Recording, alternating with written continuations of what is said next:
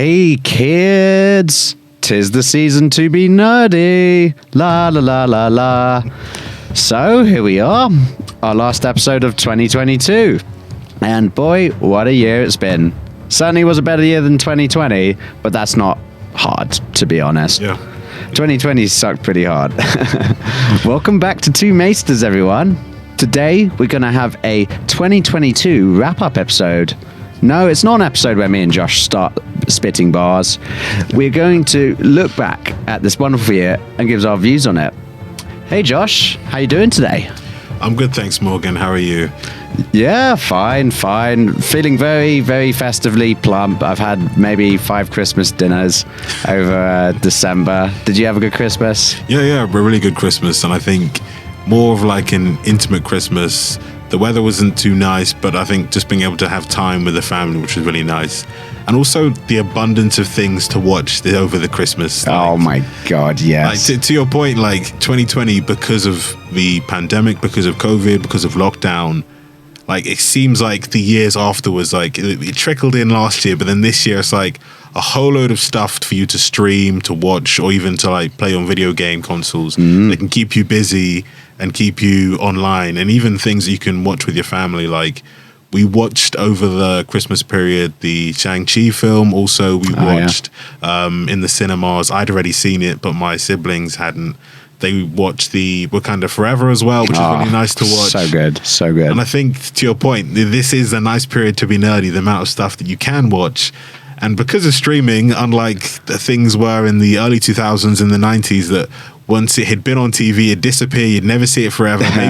Maybe a year and a half later, you'd maybe catch some of the retakes of it. But thankfully for streaming, you could not know about a perfectly good show, and then all of a sudden now, like over the Christmas, be like, wow, this show is really nice. And for me, it was like Jack Ryan, the Amazon Prime show. And I just think the guy from the US office, who's also playing Mr. Fantastic in the in the. Oh my God! So spoilers there for the Doctor Strange film, but technically it's been out for over 6 months. I've seen all the memes. I haven't seen the movie, but the memes gave it away. Yeah. And I think it's a really good series. They've just finished the 3rd series, and I think they're going to go on to the 4th. And it's like a brand new take on the spy thriller, especially season 1. I recommend watching the first season because I think it is really amazing. I never watched it, but I remember during first lockdown, one of my flatmates just sat there like an entire evening and watched all the way through the first season. Like he was so square-eyed afterwards, like a proper binge watch. Must have been like 9 hours worth of material. But yeah, just thinking about, back in the day before streaming services, something would come out in the movies, and then unless your family had like Sky, and you pay for Sky Movies, you wait like 5 years, and then it eventually comes out on Channel 4, Channel 5, or BBC. It's so far behind. Yeah, and I think that's another reason why Christmas television was really special, because they would literally BBC One, ITV, Channel 4, BBC Two would show films, and some of them pretty new films that they would just show throughout the whole Christmas period. And for those, because the internet was pretty young, and also if you didn't have Sky Movies, and you didn't go and buy the VHS or the DVD, you could watch stuff like Pirates of the Caribbean, the first one. You could watch, for example, Star Wars, James Bond. And I think television's kind of missing that because of streaming, that you can just watch it anyway. But I think now there's so much good stuff to watch that it's to kind of cover that up. Yeah, and thinking of good stuff to watch over this festive period, The Glass Onion, A Knives Out Mystery. I heard that's very good. Yeah, everyone's talking about it. It's as soon as Netflix released a documentary, the Fire Festival one or the Jeffrey Dahmer one, everyone's talking about it. Now, when they're doing their movies as well, it's the same thing. I thought it was okay. I think when I was watching it, I was quite tired, so I didn't fully appreciate it, but it certainly had a lot of layers, just like an onion. And all the Christmas movies, for me, Elf is a must-watch. Yes. Ultimate Will Ferrell movie. Wow. What's your favorite Christmas movie? I would say my favorite Christmas movie would be A Muppet's Christmas Carol, and then followed up by Jim Carrey's The Grinch. Oh yeah, The Grinch is a classic. You know what? I've only seen it once, but it was gold dust when I watched it. Yeah, and I think everyone always likes to say they like Die Hard because they want to look unique. Macho and like, oh yeah, it's a Christmas movie. It came out. It came right around Christmas. It's Christmas during the movie, so it's a Christmas movie. I know. I find that. I mean, that is a Christmas movie, but it just doesn't have the same spirit with like blood and violence and him blowing stuff up and all that business. But still, it's worth a watch. And as we move towards the end of this year, well, I'm joking, we're actually filming this in early January because we're too late, but let's pretend we're not. It's a good time to just reflect on the things we've done over the past year. I mean, this podcast, we started off in, was it summertime? I can't remember. I think it was July or June. We did start it off. Yeah. Oh, nice, perfect. And how well it's been going. Look, we've got a big audience here to give us an applause. Oh, whoops, wrong one. Lol. Oh. Well, that's still something I've got to work on. But yeah, it's been a good one. And we started off with House of the Dragon, which was great because I'm one of the biggest Game of Thrones fans I know out of my friendship group, out of my family. Read all of the books except the first one, actually. The first Game of Thrones book I never read because I just watched the TV show. But then the Fire and Blood spin-off book. And, having House of the Dragon on, as well as what was going on in the UK, I think was just a real great time for us because we had a monarch die, which, okay, I'm not saying that's a great time, but it was just coincidence. We're watching a TV show about a power struggle of a fancy medieval monarchy, and then real life this happens. And we had a prime minister resign after, a month? Yeah. Certainly felt like we were experiencing House of Dragon in real life. And then, we decided to, House of Dragon can only go on for so long. Season 1's over. It's not coming back till, I think, 2024.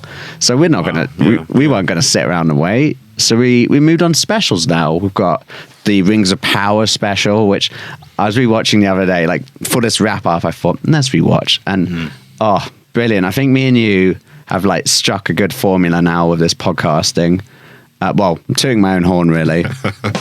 Lol. And then we had the Star Wars special as well, which was fantastic. I feel like we could probably add some more to that a bit later into this episode. Like, we never spoke about what we wanted to go further. So maybe we could talk about it later. And, we've got some specials lined up. Next year's in this year because we're filming late. Yes. But we've got The Witcher, we've got Dune, but we want to get some guests on as well. If you are a wonderful audience, which consists of billions and billions of people, want to come on and talk about The Witcher or Dune or your own subjects. Yeah. We did say, we would prefer science fiction and fantasy, but maybe historical events as well, or something else that just has a bit of an exciting buzz around it. Like a friend of mine wanted to come and talk about a Chinese pirate that is just a very influential figure in Chinese history. So we've got that coming up, and we want more audience members to come on for that. Yeah. And even to your point, the amount of stuff that's sci-fi or fantasy that is based off history, it's we even discussed it in the Star Wars podcast, how much of the Empire is based off fascist Germany during the Nazi period. You've also got Game of Thrones, which is linked to the War of the Roses, which George R. R. Martin took from. You've got the Rings of Power, Lord of the Rings, which Tolkien took some aspects from World War One, his fighting in the trenches as well, and some of World War Two, and I really enjoy when people take from history and use it to then develop their sci-fi world or their world, or even just use politics nowadays and then just take the politics into fantasy worlds or sci-fi worlds, and you just see okay, then we have this current situation. What would it look like if it was in a world with dragons? If it was in a world with fantasy. Yeah, copy and paste dragons in. Yeah, yeah. I suppose it's a good way to combine it because a lot of fantasy and science fiction genres, or I don't know, franchises, they combine the two, Warhammer. Well, yeah, that's what I could think of. But yeah, you get like space elves and space orcs and stuff, and that I think is a winning combination for me. And speaking of specials, we need to do a Warhammer episode as well. Yes. Also Star Trek. I know you're a big Trekkie, and whilst I'm not against Star Trek, I'm happy to do my homework and do some stuff. So happy to do that at some point. Yeah. And like, even to your point with like Warhammer, like I've only really gotten recently into Warhammer because of the Total Warhammer games. And I think like just playing the games and being able to play the different races within the game just shows like how big the world is and how much they've actually like taken from different cultures. So like you've got the Empire, which is kind of like similar to the Holy Roman Empire, especially when you're playing, and they always talk about Karl Franz, I think is that's the Empire. And then he also has like the Elector Counts as well. But you're talking about. I'm gonna go real nerdy on you. That's the old Warhammer Fantasy, but now it's moved on to Age of Sigmar. And I haven't played it, but I feel like that might be outdated. But yeah, sorry, I'm raining on your parade. Go ahead. Yeah. And the thing is, I have seen like Warhammer 40k, and I'm trying to like get into it and like understand, like, is it set in the same universe, or is it further down the line within the universe, like based on the Total Warhammer games, or is it another universe but in the future? I don't know. There's a lot of fan theories because, for example, one thing that's common between two is the Chaos Gods. So you got Slanesh, Khorne, Nurgle, and Tzeentch, and they're in both. So I'm not really sure whether they both exist next to each other. Some people theorize the Warhammer Fantasy World is actually just a planet in the Warhammer 40,000 universe, which is a science fiction one. But there's a lot of fan theories. But let's save that for our Warhammer special, because I can go on and on. I'm such a horrible nerd to hang out with if we talk about Warhammer. I don't really know much about fantasy, but more 40k. So in terms of our year, I've lined up a few festive questions. Well, they're not really festive, but just to look at and review. So for you, what do you think was your favorite episode of ours, either to record or just the topic we spoke about? I would say our favorite episode, I think it would be the episode, I don't know the exact number, but when we discussed like when the actual king within House of the Dragon died. I think that was my favorite episode, because then it was like the intrigue came in, and then also you then went into the next episode, which then went into the people then taking the sides, and then I think like constantly in the episode when the king dies is that you also see like the different factions, and then you see the emblems of the different factions. So you see like the Greens always wearing green, and then you've also got the fact that just before the king dies, it kind of feels like that Alicent and Princess are going to actually make up and become friends. And then I think it's perfectly done by like the directors and the writers that you think that's going to happen, but then when the king ends up dying, it seems like that breaks everything and everything then falls apart. And I think then just discussing like, how is this going to then, because this is the monumental part of the series, how is it going to divulge even further? How are they going to keep the war continuing? Because we know that there is an end date to the war. Are they going to continue the war for the rest of the seasons for the House of the Dragon? Or are they going to do it for a season, and then as we discuss, are they then going to maybe do a time jump and then pick it up from another point within the Targaryen dynasty? Where Sir Criston Cole still hasn't aged, Daemon Targaryen still hasn't aged.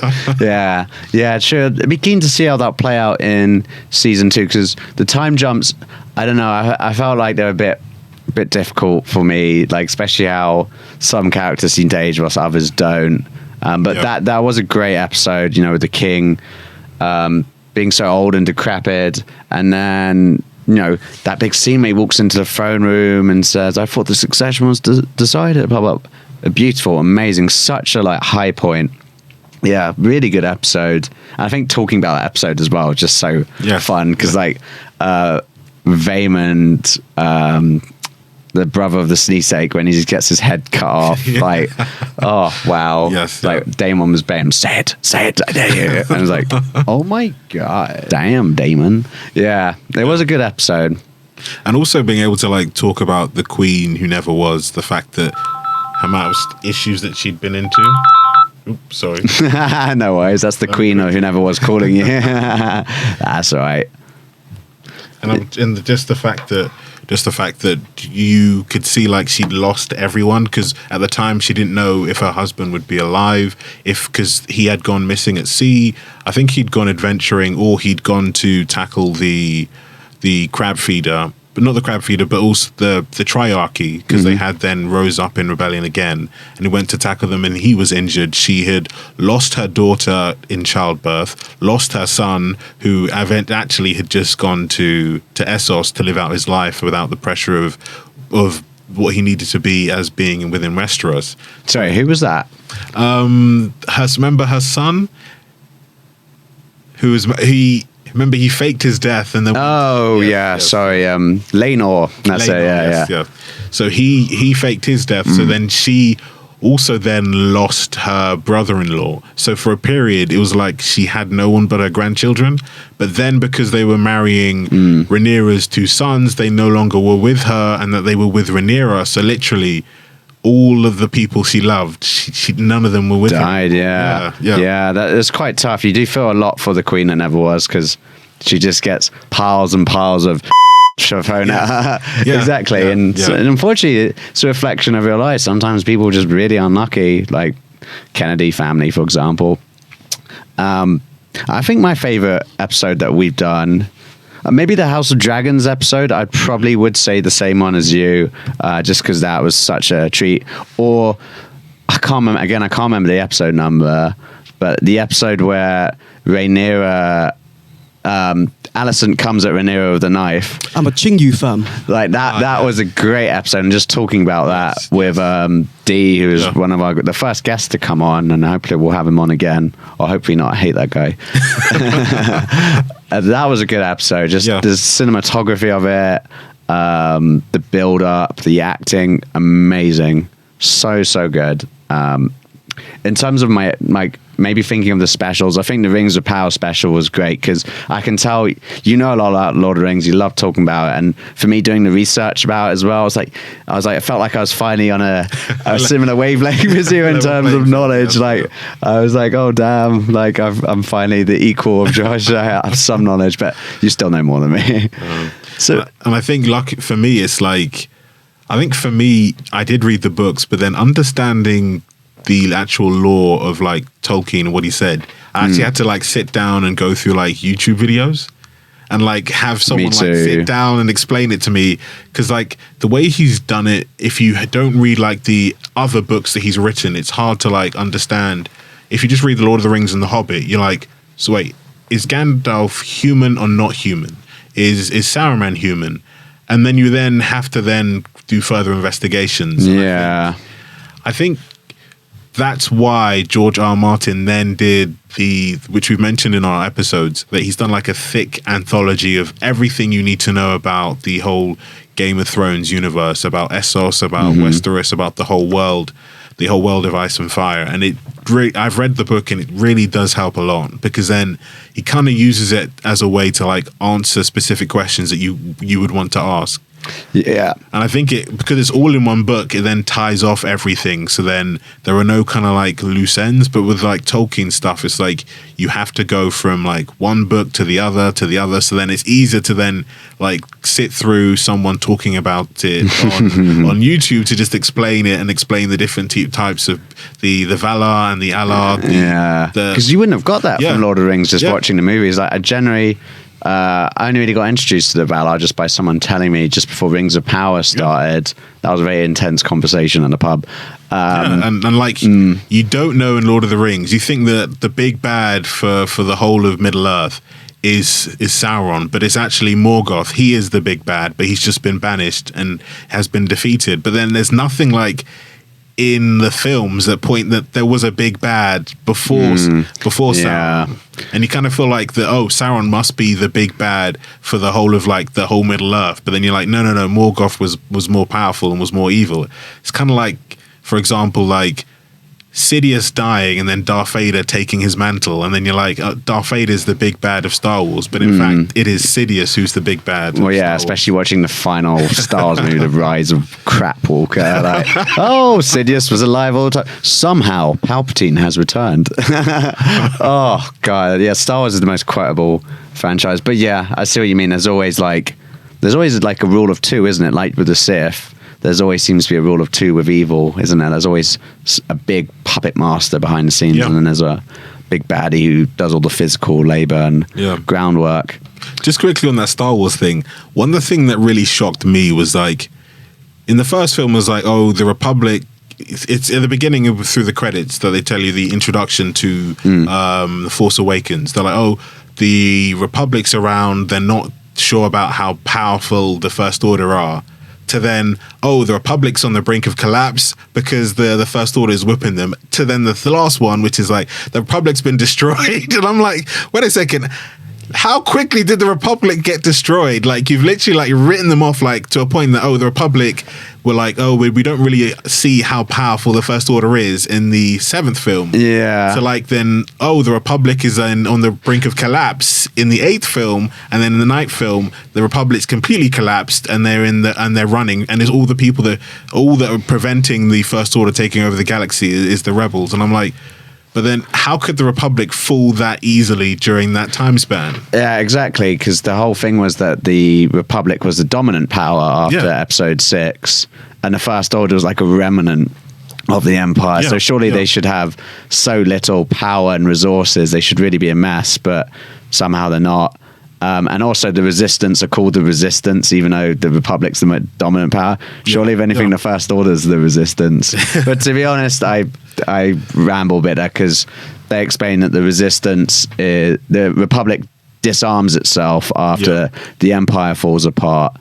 And the Resistance like, no, there's still the First Order, and no one in the Republic wants to talk about war. So the Resistance is the Resistance because they're kind of actually resisting against the Republic, funny enough. But it would have been nice to kind of like see that more in the films, like for example, them going to like for example, trying to get proof saying this is the First Order are actually trying to do X, Y, and Z. We're trying. They kind of did that at when they had that whole meeting, and I think the meeting where Princess Leia was there. Just before they go to attack Starkiller Base. Yeah. And it's kind of like, oh, we don't have Republic support to do this mission, but we're still going to do it anyway. But it would be kind of nice if they had like a flick back to Coruscant with them saying that, we don't believe this threat, the First Order. You're just trying to hold on to the glory years that you no longer have, or something like that. To make it like more believable than like... You just have, because you only really mention the Republic like in off comments or at the opening credits. Well, I'd like to see how the Republic actually functions. Yeah, you're right, because when the Starkiller Base fires, it destroys like the Republic homeworld. I don't know if it's Coruscant. I think it might have been a different one. But it's like, oh, well. And I remember looking in like the credits, one of the aliens you see in the scene when the big red light's flashing on that planet as Starkiller Base fires at them, that was the Chancellor.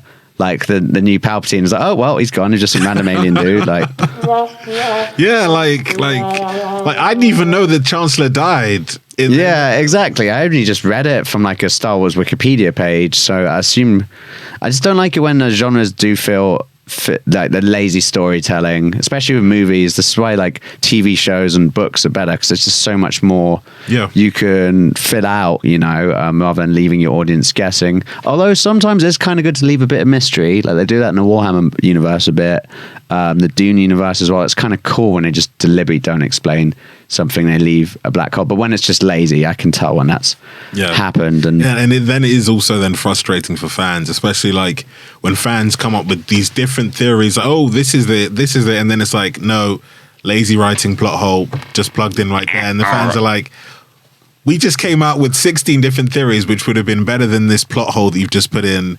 But hey. Yeah, exactly. Well, speaking of disappointments, what do you think was the most disappointing TV show or movie this year? Most disappointing movie. If only the last Star Wars movie came out this year. I would kind of say I haven't seen it, but I would have to say Avatar. I think. Really? Avatar 2? Okay. I think just because just hearing what people have been saying about it is like, the cinematography is perfect, the music's brilliant, the visual effects are perfect, but then they're like, the storyline isn't way better than the first. And I think what people were saying is that, we can go into the second Avatar film being able to then see more of the world, being able to see, are there other tribes on the planet that they're on? Do they interact with them? Are there people in the sea that can breathe water? Are there other people that on the actual planet? Because we only saw one settlement, and then people were like, no, humans are still the villains. They've come back and they want to take over again. And then that's the storyline, and basically how their family is able to then to adapt to, which is also kind of weird as well, because I haven't seen the film, but the trailer is really weird. Like Sam Worthington's character, he then at the end of the first Avatar, then becomes one of the aliens at the end. Yeah, Turuk McDowell. And then who's that human that's running with them in the trailer? Yeah. This is why you got to see a movie before you judge it. Like, fair enough. I think there was a little bit of lazy storytelling in Avatar 2. Am I allowed to talk spoilers with you? I mean, I don't care about the audience, but... Yeah, I'm fine. Well, in Avatar 2, it's quite... I actually really liked it. It is a really beautiful movie to watch. Like, the cinematography is amazing, and the sort of environmentalist appeal of it is really quite emotionally touching. But I just think they could have, because basically the humans come back in it at the start of the movie in like way greater force. Like, and we watched the first Avatar, it's just one ship that can make it out because the technology hasn't advanced that far. And then in Avatar 2, they come back with vengeance, like tons of ships, and they just, instead of just landing, they just literally set fire to a massive part of the forest and burn everyone away. So the Na'vi can't do anything about, or at least the Na'vi in that part of the world. So basically, it's just become a thing that the humans have a permanent presence. And the bad guy from the general from the first Avatar movie, he comes back as an avatar because secretly in the first Avatar movie, they took his brain. They recorded his brain and his consciousness and sent that back to Earth before he went to fight that last battle and die. And then they have a revenge program. They have all these avatars where him and his over toxic masculine marine homies download their consciousness into the avatars and then come back and try and kill Sully. And then Sully, even though he's the leader of all the peoples, all the Na'vi peoples, is like, my family's under threat. I'm going to step aside and let someone else take over and just hide somewhere. Just seemed a bit... To me, that seemed a bit of a weak story thing, but to be honest, I think it's more of an experience of Avatar. The first Avatar, the storyline is literally Pocahontas. Pocahontas. That's one of the things my sister always says. Oh, this is basically just Pocahontas with aliens. Yeah, literally. I've seen a meme where someone's got the overall summary story of Pocahontas and just crossed out the names, just changed it to Na'vi, Pandora, the people, and it is the same. And Avatar 2, it feels more like a family movie, to be honest. It is actually great for the family to watch because it's talking about not just Jake Sully and I can't remember his wife's wife. I don't know if the Na'vi get married, but it's about their kids and stuff. And there's quite a beautiful side to it, watching them grow up and stuff. And the water scenes, amazing. But I wouldn't say it's a particularly super compelling storyline. It's more just the experience. The CGI is amazing, visuals are great. Same with the first Avatar as well. Rewatching that recently, beautiful, really great, but it's just full of Hollywood one-liners, very traditional storyline arc. There's a hero, they're originally on the wrong side, they change sides, they almost die, they get saved, and then the second one's kind of I thought they were going to do an Empire Strikes Back thing. It kind of is, with the humans coming back, but they don't really delve into that. It's more about the aftermath. So, officially ruined Avatar 2 for you. But I would say still watch it. If you can, watch it in 3D in the cinema, because I genuinely thought that was a joy to watch. I actually liked it. But whether it's super memorable, I wouldn't say it's going to be like Star Wars or Lord of the Rings. I don't know if it'll be a cult classic. Things again, Avatar 1, even though it is, I think Did we have a look? Was it one of the highest grossing movies of all time, adjusted for, or maybe not adjusted for inflation? But it just doesn't have that cult feel to it for some reason. It doesn't have that fan base. No. And like, which is weird because you do have like, you know, those films that came out either in the 60s, 70s, or 80s where even if the storyline wasn't great, the visuals of the film got the soundtrack of the film got fans loving something. Like, for example, like the film, I forgot what it's called. It's not called Singing in the Rain, but the musical where the song Singing in the Rain is a cult classic because of that song. And like, it's kind of weird because like the special effects should also help it to become a cult classic. Like The Matrix is a cult classic, but the storyline was amazing. The first one, for the time, like the visual effects was amazing for the time. Actually, we should talk about that as a special. You know, I'm surprised we haven't thought about that. Yeah, and I think that is a cult classic because it was like a lot of people didn't understand the film when it first came out. Like I watched it like 3 times. It was when I was younger, but I still didn't understand what it was about. Like the first time I watched it was like, are they aliens? Is it aliens trying to take over the world? And it wasn't like until I was older that I realized, you can really understand. Okay, I can understand. Me too. I was just so focused on the action because it was so thrilling. Yeah, and I was just thinking to myself, literally, that Terminator technically could be a prequel to The Matrix. Yeah, pretty much. Skynet, yeah, you know what? It basically is, isn't it? Like, machines taking over, humans having to scorch the sky. Yeah, you could say that. Also, another, like, I was thinking the other day, why have we, because me and you only had The Witcher and Dune lined up. I was like, there are so many other science fiction and fantasy universes out there. Like, so we've got the Terminator now, we've got the Matrix. Yeah, I'm sure more will come to us because like I really want to talk about these. Like Matrix would be great to talk about, and just that whole. I don't know if they were the first to do it, but sort of that whole down the rabbit hole idea. Obviously, that they weren't the first, but the idea that we're all plugged into machines and we need to wake up. That is a really good idea. Maybe also a dangerous idea. One of some crazy people went a bit far with it. Yeah, but like, very original. And that kind of reminds me, kind of like of one of my favorite films. It's not sci-fi, but it's The Truman Show with Jim Carrey. You know what? I haven't properly watched it, but is that a similar idea? It's like a boy grows up on a reality TV show, and like they've made his whole life for him. He thinks he's actually all the events that happen to him are like the normal parts of life. God, but everybody else are paid actors.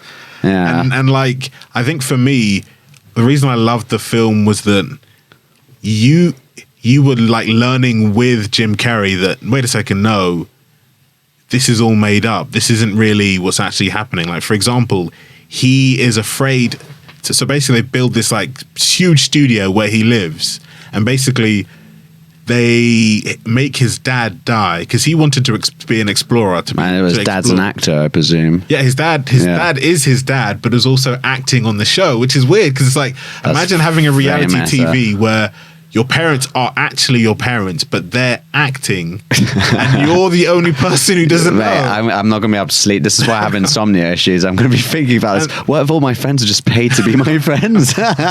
And like, so then he was like kept on talking in school, like, oh, I want to be an explorer. I want to travel the world. So to stop him from then investigating about leaving the place, they basically get his dad to like die in like a boat accident. So then he's traumatized, and then everyone's like, oh, it's just a TV show. And so it's like a science experiment, seeing basically how a child grows up. And like you have like a huge TV audience that watches him and has been watching him from like since he was born. And I think it's kind of similar to like in The Matrix in a way that he doesn't know what is real and what is not. And like in The Matrix, and like until you get to like the end of the first film, you don't know what is real and what is not. Like, if you don't know anything about Morpheus from the beginning, and Morpheus and Mr. Smith's role was reversed, you could also think that Morpheus is also the villain until a point in the film. Like, well, yeah, I mean, he just gives a random stranger drugs. Like, take the blue pill, take the red pill. Like, oh, crap, took the wrong one. and like, if you really think about it, like, I knew bits of it before watching it, but like if you were watching Matrix for the first time, like how mind-blowing would it have been?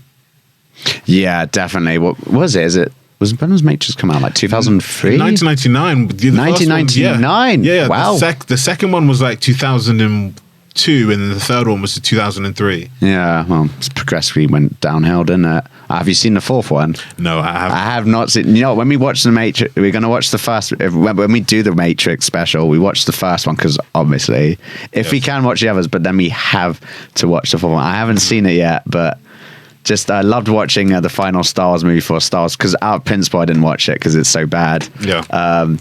And this is it. When you finally watch a movie because you've heard all the bad stuff, I'm kind of excited in a way. It just makes it fun to watch in a way. Thinking of like what was the biggest letdown for movie or TV for me this year. I think it was this year. I think it's The Witcher.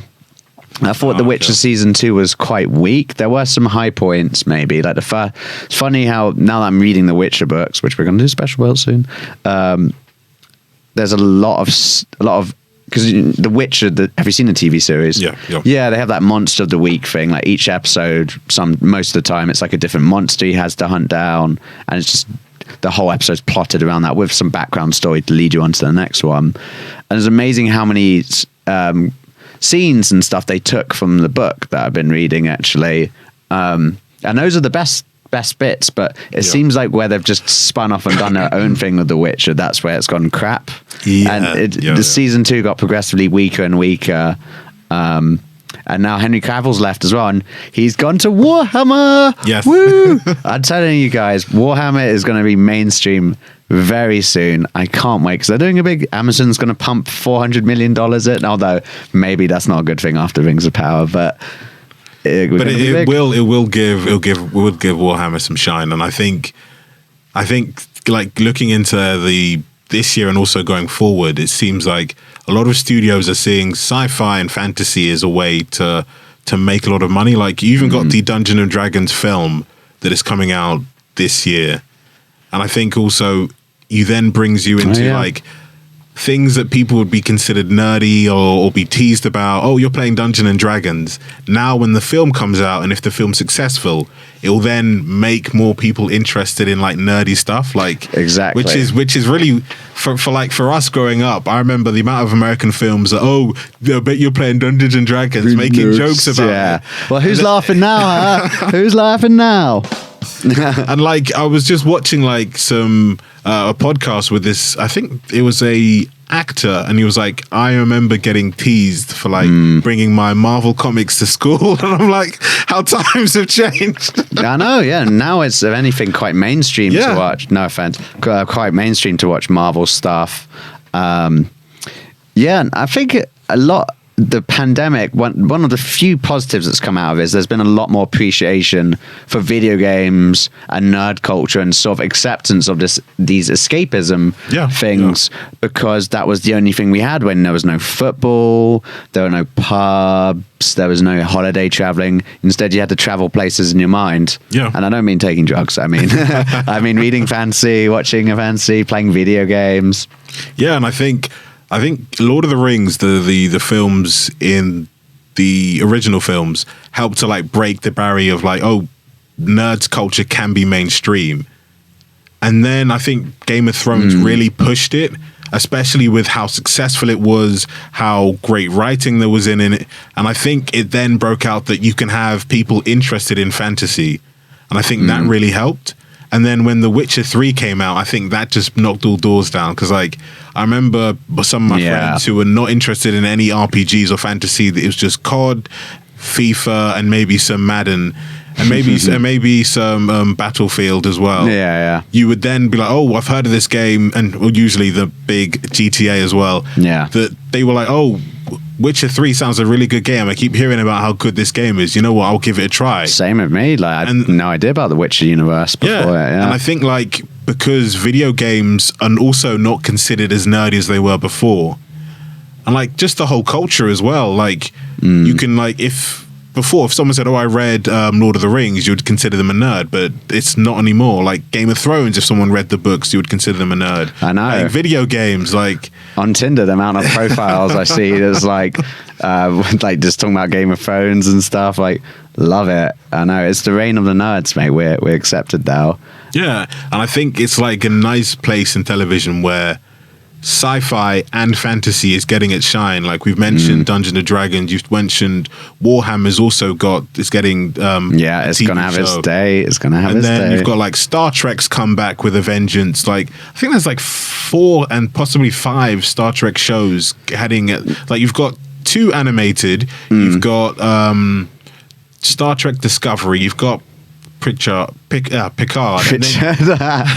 got Picard, and then you also have like, I think you also have, they're bringing back, I think, Deep Space or one of the others. Right. They're bringing back one of the 90s ones. Yeah. And I was just thinking to myself, and you've got the amount of like Star Wars stuff that's going to be pumped out, especially with the new CEO taking the old CEO becoming the new CEO. What's her name? Catherine. Oh, no. The actual CEO of Disney changed. Right. Yeah, because the investors were like, why don't you do anything with Star Wars films? Because I think they realize that the main money their investors for Lucasfilm get money for is Star Wars film. Rather than TV shows. Rather than, because the streaming money is like over a period of time. Mm-hmm. So then they're like, we need more movies. So then they got rid of the Disney CEO, brought back the old CEO, and then they've been like, okay, then now Kathleen Kennedy will be then, I think they're going to give her like a retirement package. So like I was thinking like that's kind of harsh, but then I think they said like a retirement package of like 25 million. I'm like, if anyone could give me that kind of retirement package. Holy cow, I could only dream of that money. Yeah. And I think that's a good point, because the movies have been pretty even like the good movies like Rogue One I thought was good, but you know, they cut some stuff out from the trailers that should have been in the movie. It could have been better. Solo was decent, but again, not something I've rewatched, and there's a reason for that. But the TV show is amazing, and that brings me on to the next question. I mean, what's your TV show / movie highlight of the year? And so I'm just going to go ahead and answer my one. But Andor, I think Andor hit the nail on the head brilliantly, like so well done. I really want to rewatch it. Actually, I've only watched it the first time, but just watching the finale the other day, how that's done. And the cinematography in it, it's like what House of the Dragon done. They haven't just made these fantasy shows just to show off all these costumes and nudity and violence, just to appeal to nerds. They've actually like got good production companies on. They've got good cinematographers on. They're making them beautiful movies and TV shows, even Rings of Power to an extent as well, although I think they could have done better maybe with the script writing. But so yeah, Andor, amazing. Like, and generally I had such low expectations of Andor, because I was like, first of all, like I was kind of tired of the Star Wars stuff. Like, I thought The Mandalorian was okay, but a bit hit and miss. I hadn't really watched Bad Batch and the other stuff. I thought Kenobi was actually, Kenobi, I think, gets an honorable mention. There's some things that are just too bad. Like Wade, no, who's Wade? If you haven't seen our Star Wars episodes, watch it, and you can find out all about Wade, the most important character in the Star Wars universe. And then in the trailers for Andor as well, they show like some of the rebels carrying AK-47s with them, and I was like, what? Sorry, but I thought this was a galaxy far away. I thought this was like sort of like an escape from like, you know, reality to an extent. And then just got rebels with AK-47s, and they didn't really explain that. I guess it was just like a design choice for costumes. So, what would you say was a TV show or movie highlight this year? I would say I'll split them into two. My TV show highlight, I watched it late, but it was really nice to watch, was Falcon and the Winter Soldier. So the Marvel TV series, I think one of the things that Marvel does really well is espionage. Like when you see, like if you rewatch the Winter Soldier film, you then actually realize that it's different from the other Marvel films, and it's a unique film in a way that powers and superpowers aren't the main focus. It's the storyline, and it's the espionage, and it's also the plot twists, which are really good. And I think they like carried that over in like Falcon and the Winter Soldier. And just some spoilers here, especially the fact that Falcon doesn't take the shield because he doesn't want to, and doesn't think that he's worthy of taking it. But then when he finds out that there were also trials for the super soldier that was given to people of African Americans, United States, and they had adverse effects on them, and that the person who and then the person, and it's actually even in the comic books as well, the person who actually got the super serum and was then actually was able super soldier serum and was able to actually use it, they basically, like, after he'd completed his missions, like, put him into like some retirement home, put him out of the picture, and like didn't have the shine that Captain America had. And then you have like the Falcon, Anthony Mackie's character, just like going through that, like, okay, then why should I actually pick up the shield if the shield means that? If the shield means that people who have actually taken the serum, people who have actually taken the mantle of Captain America after him, haven't been able to get like the kind of shine. And that was a nice look there. And then you also had like the redemption story of like the Winter Soldier. The fact that he's got a list of people that he has to make right with, apologize to, try and fix their scenario. And it's kind of sad because like the person who he eats in his restaurant, he actually killed his son, and he's trying to like find, his son was like in a hotel and he was under the Hydra's influence at the time, but his son was just like a normal person in the hotel who unfortunately came out of his room at the wrong time. And he killed him, and it's like he's trying to find a way to like speak to the guy to say that I killed your son and that I'm sorry for it. There you go. And that's quite sensitive. And then the weird thing is like those two things are like could be a separate TV show in and of itself of the main story, which is America wants to have a new Captain America, and that they've brought them in, and then there's this secret society. I think they're called the Red Hand or something, that have got a form of the super serum, and then they want to basically change the world to the way it was before the Click, and that's the main story. And I think, and it's more espionage than superpowers. And I think the reason I like it so much is that it's well written, and I think with the espionage side of it, you then don't know who to trust, you don't know who's going to stab you in the back. But then when it's like a Marvel film, you're like, okay, these are the good guys, those are the bad guys. They are going to end up fighting, and the good guys are going to win, but there's going to be a twist. While when it's more of like the espionage is like, okay, then you've got Falcon and the Winter Soldier, but everyone else around them, can they be trusted? And I think that's like a good way that they've done it. You could kind of see it like in the Winter Soldier, when you actually find that Hydra's been within Shield the whole time. And I think that was clever. And me and my friend, colleague in the office, to this day, still, whenever we walk past each other, he just whispers in my ear, "Hail Hydra." I love it. Yeah, and I think film-wise, I would have to say Wakanda Forever. I think when I was going to watch the film, I was like, how are they going to honor Chadwick Boseman, and how are they going to take the story further without ending it? Because all the fans were like, no, you can't really end the Black Panther. You can't say there's no more Black Panthers, because first his brother said he wouldn't want that there's no Black Panther, and also the fact that it is like a symbol hero, and it's a hero that the people within the Black community, especially in America, see as something to aspire to. And I think the way that they did it was also to continue the Black Panther films, honor Chadwick Boseman, and also write a really good film, and also introduce like a super character, Namor, who's literally Hulk level strong, so cool, but with the mind, and the manipulation of a supervillain, literally, like the different plots that is probably going through his mind. Yeah, and then the fact, so cool. You know that when he's talking to the Queen, I've forgotten the Queen Mother's name. Like on the beach, and he's like, the acting is like, he looked so intimidating, like when he just steps closer and then I'll come for you. Yeah, and the fact that he's not actually looking at her, which is another form of disrespect as well, because she's literally there, and then he just turns his face like that and says that.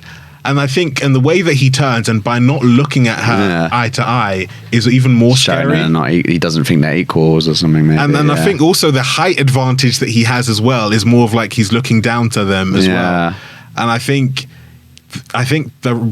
he is like one of my favorite characters in the film, because of the way his directness as well. Like literally, he's like, if you don't do this, this is what's going to happen. Yeah, and it had justifiable reasons, to be honest, because it's kind of like Wakanda's original rationale is like, we need to stay hidden from the world, and you can kind of the best bad guys are the ones you can empathize with, ones who have somewhat of like something we can partly agree on. It's just their methods are so horrific, like Thanos, for example. Although you were telling me the movies, they basically made it like he was an environmentalist. Yeah, the movie really does do him justice. Like, if you watch Endgame, that Thanos that you get at the end, the one that's like, you know what, F it, let's kill all of them. That's the Thanos that's more comic book version. And I think the way they did Namor, they did Namor justice on like how strong he is, how powerful he is. And the fact that if it was like a straight fight between Shuri and also Namor, like she wouldn't stand a chance. Like she did all of that, and even then exploded her ship that basically roasted him, and he still wasn't dead. And like if he had got back to the water, that's true. He would have dehydrated him like olive. Or sun-dried tomato. Yeah, I did find that. That's one thing I did find a bit hilarious. Although it made sense, they're just basically like sun-drying. Yeah. You just needed some moisturizer, right? And I think the way that they show his powers in the film, like at the beginning when he grabs the helicopter and like flings it to the side, like it's literally nothing. Yeah, like a rag. Yeah. Ooh, sorry. Yeah, like a rag. I know, it was pretty crazy. Yeah. Oh, I know. He was a really cool baddie, and because I'm not really familiar with the Marvel universe, didn't even realize, but I just was really impressed by the baddies in this. Like, there's another civilization with vibranium, and they have like, you know, noble intentions to protect their own because they've been hard done by. Yeah. And even a name Namor as well. Like, was it Loveless Child? Yes. Yeah. Yeah. So cool. Like that scene. I do want to watch that again. Like if there's a movie I'm going to rewatch, probably Wakanda Forever. Okay.